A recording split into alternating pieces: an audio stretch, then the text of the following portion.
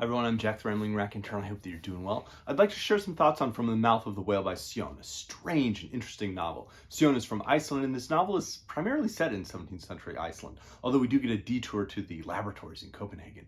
But it's a strange and interesting book. We're spending time with Jonas Palmason, aka Jonas the Learned. He is an exiled sorcerer. Well, he's believed to be a sorcerer. In reality, he's a fairly successful physician and a moderately successful and famous exorcist in his part of Iceland. As a book, Sjón has combined a number of different influences. There's the folk horror and mysticism that we find in the writings of writers like Nikolai Gogol.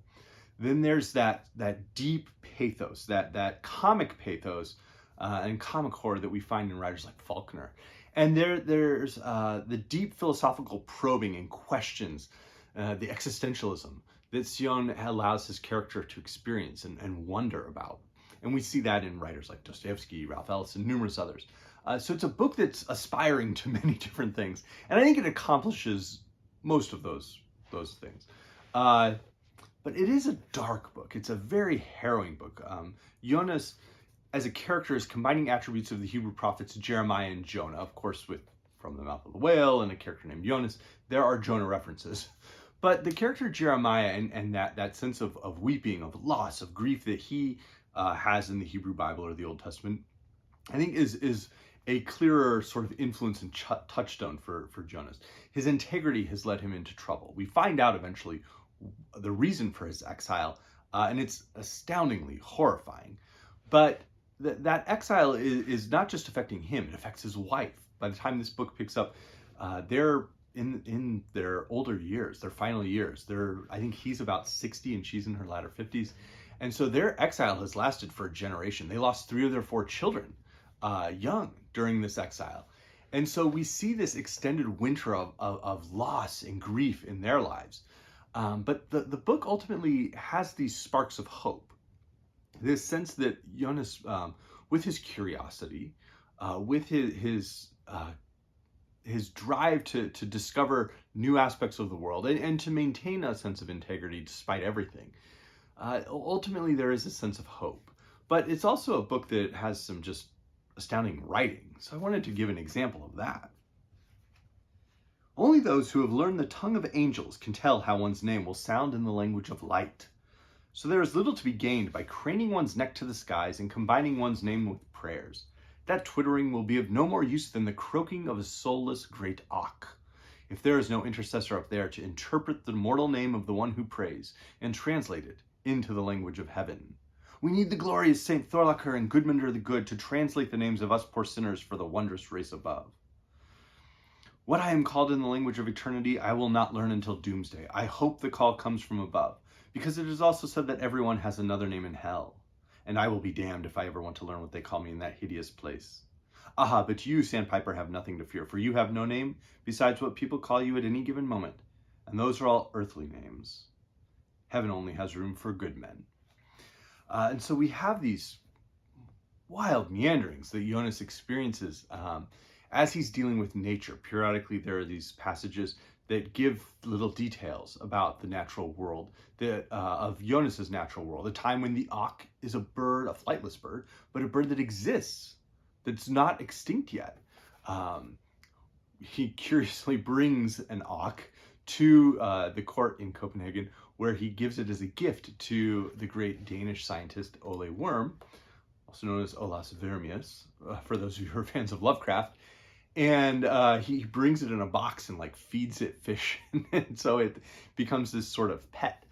And the extinction of the auk is, of course, something that hovers over this book, because as a species that is no longer extant, Sjón is using this as a very real touchstone to explore this idea of people who are no longer going to be around, of families that will become extinct, and even ways of life that will become extinct.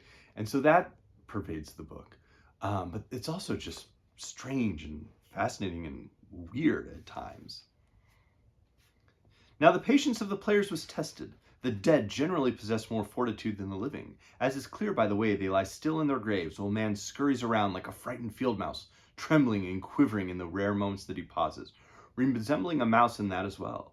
but this time a house mouse that has fled from a cat into a crack in the wall and is listening for its footsteps, hoping that it will give up and leave, but unsure whether the cat is there or has gone. And that's his memory of an early exorcism as a youth, one that he performed and that made him very famous.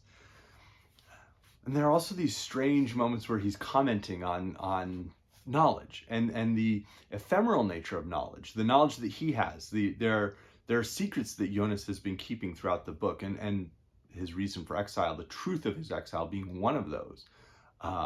The horrors of his experiences being another. The way in which he views his relationship with his wife and ultimately how her life ends. That's another secret. And so there are all these little secrets that he's keeping. And so he comments on this obliquely. One fact stands out from all their foolish nonsense. They come close to the truth when they state that Iceland is no paradise in winter. On the contrary, it is hell. The Englishman Thomas Nash apparently says in his Terrors of the Night, admirable, above all the rest, are the incomprehensible wonders of the bottomless lake Vetter, over which no fowl flies but is frozen to death, nor any man passeth but he is senselessly benumbed like a statue of marble. Of course, there is no lake in Iceland called Vetter, and there is precious little admirable about these horrors. And whether some of our larger lakes are bottomless, I would not like to say. But what the foreign gentleman manages better than I or any of my highly educated countrymen is to describe the bitter helplessness and numbness I feel on this midwinter's day on the corpse strand far from the sun. I know it. I am there. And that sense of presence is very evocative within this book. And it's, as I said, it's strong. It does achieve quite a bit. But it's a dark, unremitting read at most times. So I'd be curious to know if anyone has read any of Sjón's other works.